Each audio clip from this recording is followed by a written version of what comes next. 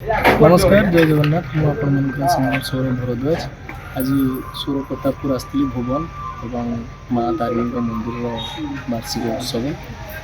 खूब सुंदर आयोजन खूब सुंदर अनुष्ठान एवं माँ जो भव्य कार्यक्रम से अनुष्ठान को से धन्यवाद देवी अति सुंदर मंचटी प्रदान कर माँ को उद्देश्य महाप्रभु को उद्देश्य किसी परिवेशन करने लोक बहुत संख्या उपस्थित अच्छा आशा करी समस्त कार्यक्रम निश्चय तारिणी कमिटीर सभापति आमर ये चतुर्थ वार्षिक उत्सव सुरप्रतापपुर तेणुक आमर ये अनुष्ठान 100 मेम्बर को लेकिन अनुष्ठान सबु सुरुखुरे चली और समस्त पिला मो साथ देकरी चली प्रथम दिन आमर कलश यात्रा थिला गतकाली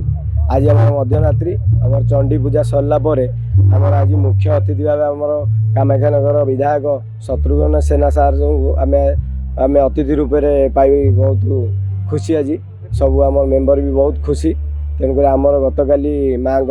परिभ्रमण अच्छी जेहेतु सुरप्रतापपुर ग्रामर तारिणी माँ तेणुक काली आम बहुत जाकजमक परिभ्रमण करी काली उद्यापन दिवस पालन करूँ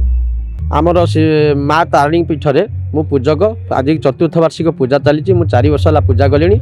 आठी आमर अधिवास 27 तारिख दिन अधिवास है एवं